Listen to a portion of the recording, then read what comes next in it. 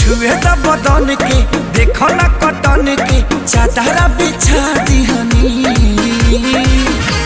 बलम जी मन पी